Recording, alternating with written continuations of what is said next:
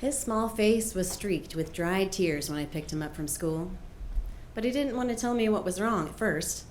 We drove home and discussed his art class and what he did during recess, but he didn't reveal the source of his distress until after his snack. He climbed into my lap and said, "Mama, I want to tell you something bad." "What is it, buddy?" I said. "Sarah and some of the other kids at school said that I was wearing a girl's shirt, and they laughed at me today." He looked up at me, his eyes betraying his attempt to keep his composure. Oh, man. I wrapped my arms around him and squeezed him in a mama bear hug. "Honey, I'm so sorry. That doesn't feel very good. Do you like your shirt?" "Yes, I like it," he said. So I said, "You look him in the eye, and you say, 'I like my shirt, and I don't care what you think of it.'" But as I was imparting those words of wisdom and coaching him on self-confident ways to respond to mean comments, what I was really thinking in my head was, you tell those kids you're going to leave a dead horse head in their bed if they don't.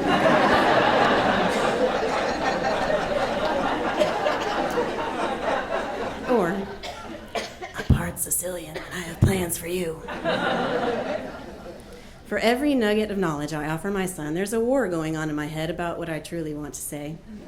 I do make the right choice most of the time. "Mama, what do I do if someone at school hits me?" "You walk away, baby. You get as far away from that person as you can." In my head, "You kick him in the family jewels, of course." When I was a kid, my grandmother thought it'd be entertaining to teach my sister and I Sicilian slang words and phrases. Just wait. We didn't learn to use the proper names for genitalia. We learned them in Italian. So I learned how to say large penis at an early age. My grandmother once again thought it would be hilarious to teach that phrase to my little sister and I. I like to whip out that handy phrase when my mother least expects it, just to hear her laugh over the phone.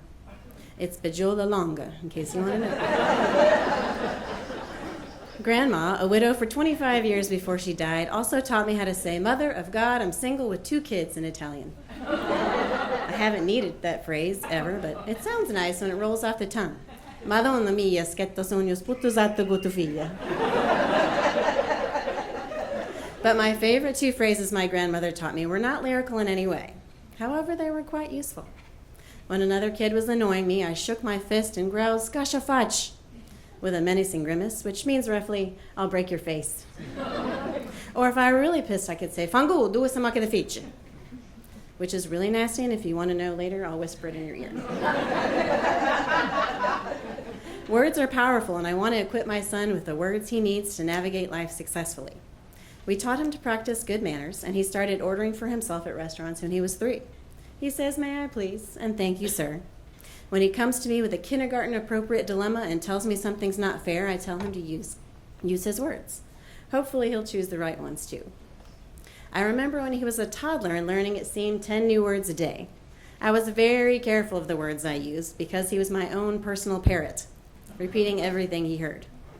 Now that he's reading, words are even more fun. We read a Magic Treehouse book together not too long ago, and the title of the book was the HOUR of the Olympics. To you and me, that's the hour of the Olympics. To him, on his first reading, he said, "Whore of the Olympics." I almost choked on my Orbit gum. "No, sweetheart, that's hour, not the other word. I couldn't bring myself to say it. That's not a nice word." "Well, it looks like whore," he grumbled.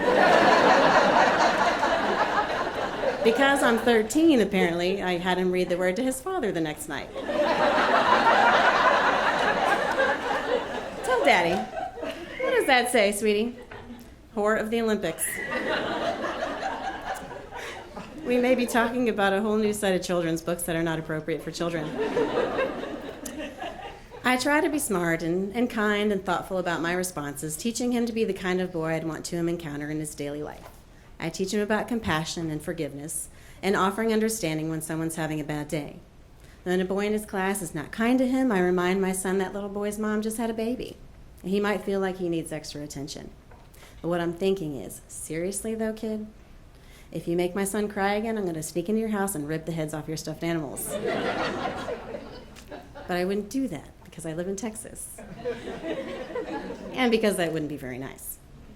As his mother, I'm doing the best I can to give him the tools he needs to lead a civilized life. I do teach my son 4-letter words, but they're the ones he can use in public. Kind, care, love. If I'm lucky, he'll remember those, and we'll put them first in every situation. And he'll turn out to be the young man I hope he'll become. And if he ever encounters a real jerk, someone who can't hear past the fluff in his ears, he can always smile and think in his head, what a bajola.